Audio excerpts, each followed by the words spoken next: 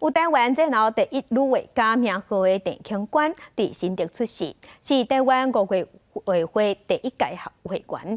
了后，伊嫁去日本，伫60岁时是决心返来台湾继续创作，对台湾美术史受真深的意义和代表性。新竹市的文化局即马就专工出一本册，要互大家了解伊对艺术的坚持。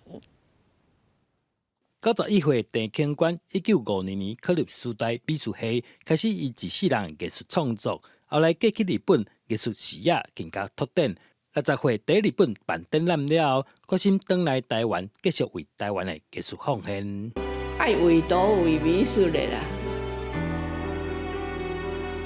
校长知影呢，我常常去参加市的展览吼，迄毋是为着要参加。学校为的图，老师甲我摕去参加，得奖了啥物？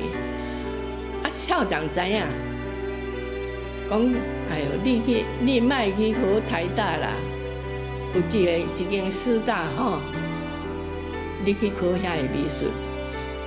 参陈庆官熟悉30外档的作家白雪兰，即届甲新竹市文化局合作，整理陈庆官过去的经历甲作品，出版这本台湾战后第一代女画家的册，互大家了解伊对艺术的坚持。